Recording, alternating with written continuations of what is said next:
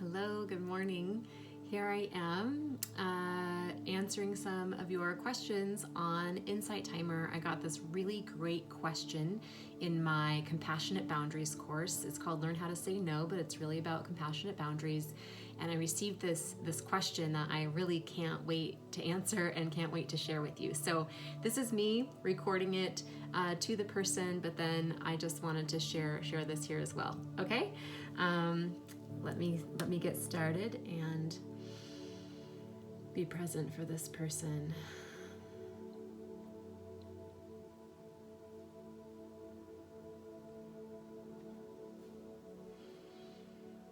Hello, Christopher. Thank you so much for being here and for being a part of this course.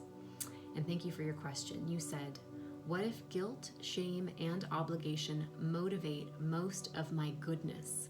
What if without them I am a manipulating, deceitful bully? What if I am more like my mother than I can admit? My spontaneous goodness is so rare and fleeting. Your assumption is that at the heart we are valuable. What if my mean-spiritedness is inherited and so ingrained that this is who I am now? Aren't guilt, shame, and obligation better for myself and others than being oblivious, a crippled blockage, unable to genuinely play my part? I don't like to think of myself that way. Who doesn't prefer comforting illusion? But surely honesty is where we must begin. How can others like me when I am only likable because of what guilt, shame, and obligation have worked in me? Oh, Christopher, first of all, thank you for this question. Genuinely, this is a question that I believe a lot of people have, and they don't necessarily vocalize it and express it just as you did. And your self-awareness is actually something that I deeply appreciate. One thing that so you have quite a few questions in here. So I'm going to start with the one that stands out the most, or just what you talked about. You said, what if I am more like my mother than I can admit? And then you talk about yourself being mean-spirited, and what if your mean-spiritedness is inherited and so ingrained that it's who you truly are? And I want to speak to that for just a moment, because I believe that right there is the key to all the other questions you are asking. Yes, if your mother was mean-spirited, if she was unkind, if she was manipulating and a deceitful bully, as you so describe yourself, then yes, it's absolutely likely and possible that you inherited those behaviors, and that they can be deeply ingrained in who you identify yourself as being. And I believe that what we believe about ourselves is who we are and who we become. So if you deeply believe that you are mean-spirited, if you deeply believe you are manipulating, if you deeply believe that you are a deceitful bully, and that this is just who you are and you can't help it, and that you need all these other things like guilt and shame and obligation and all these other constructs and things that bind you and to keep yourself and others safe from you, if you believe that's true, then that is what you will manifest in your life, and that is what you will create for yourself and in your relationships. And yes, I say continuously in all my courses and throughout everything that you are valuable and you are worthy of love, that you are good and your heart is deeply good. I believe that every single baby who is born, who comes onto this planet, into this earth, is born pure and innocent and good, with all the love and all the tenderness and all the openness and all the stuff. And I believe that about you too, Christopher. I absolutely believe it. And like you, many, many people, including myself, were raised in homes where there was trauma, there was abuse, there was unkindness, there was manipulating, there was deceitfulness, there was bullying, there was all kinds of abuses that we suffered, and we learned to survive, and we also picked up on these behaviors in our life. This is This is normal, this is natural, this is part of our conditioning, this is part of us being these beautiful open sponges as little babies, as little humans that take in all of this and we absorb it because we are completely defenseless. And then it sort of gets ingrained into who we are and who we believe ourselves to be. But at our core, in our spirits, in our souls, it is not truly who we are. And that is part of the practice of mindfulness. Here you are on Insight Timer. Here we are practicing mindfulness together. And the truth is that you are more than just the identity that you have created for yourself, and you are more than just the belief system that you have built around that identity.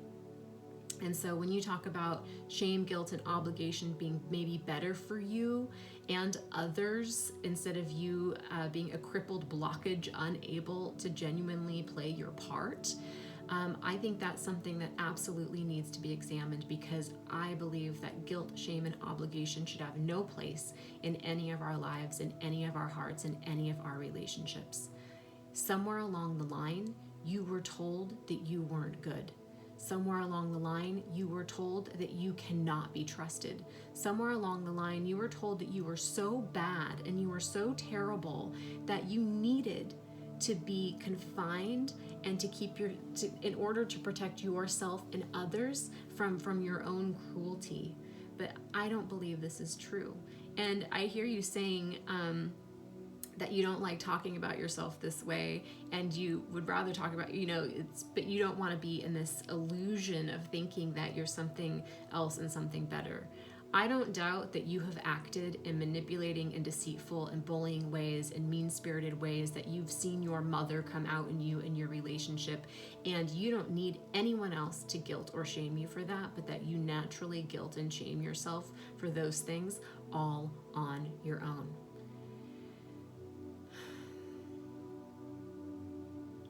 And then you ask, how can others like me when I am only likable because of what guilt, shame, and obligation have worked in me? How do you know? How do you know if you haven't given yourself a chance to be liked and loved for who you truly are? How do you know that people won't really like who you are? And how do you know who you truly are? It sounds like you believe that who you truly are is manipulating and deceitful. But then this question right here shows me that you know that you are more than those things, that deep in you, you are deeply loving, you are deeply kind, you are deeply good. And the reason I know that is because if you weren't those things, you wouldn't be here taking this course. You wouldn't be here asking these questions. You wouldn't be here looking yourself in the mirror, setting aside the comfort of illusion and being honest with yourself about how you're showing up. You have been traumatized, you have been hurt, right? Hurt people, and you might just be passing that on. But you can stop the cycle. You can be a cycle breaker. You do not need to pass on the same behaviors to the end and behave out of the same behaviors in which were done to you, right? Guilt, shame, and obligation have not made you good. They have made you small. Guilt, shame, and obligation have not kept you and others safe. They have actually been more harmful. I want you to hear that. Guilt, shame, and obligation have not kept you safe, and they have not kept anyone else safe. They have kept you isolated. They have kept you in pain. They have kept you from being able to heal your heart. So, what I want to invite you into today, as you are here and you are asking these beautiful questions, is to keep showing up here, keep meditating, keep breathing, keep sitting with yourself, and go back and do some healing work with that little boy, with that mother, and find out that all of this that you think is you is not you. You were a young boy with a difficult mother who didn't show you what it is to be loved and seen and heard and understood for exactly who you are, for your beautiful heart and all your goodness.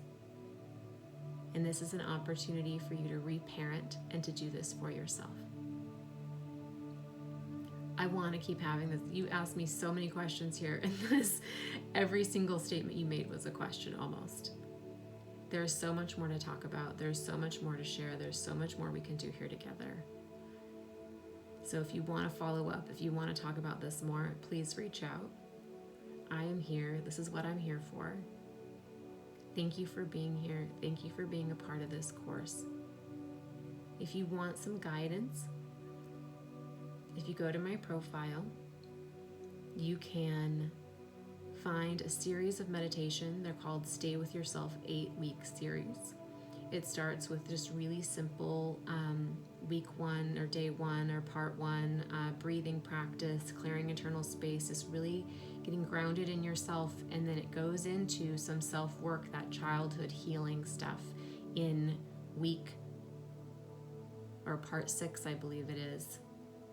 Part 6, the Stay With Yourself series. If you go to my profile, it's called Befriending Yourself, and it does some of that childhood healing and any healing that you need to do there. And then in part 7, it talks about listening to intuition. But I encourage you to go there and check that out, and maybe also do the Grounded in Love meditation that you can find on my profile too, that really connects you with all the love inside of you, because I know you're full of love, and I know you love the people in your life. Honestly, you wouldn't be here if you didn't want to be here loving them, right? So thank you so much again for your questions. Thank you so much again for being here. Please let me know if you want anything else, need anything else. Sending you all the love today. May you stay with yourself today and always.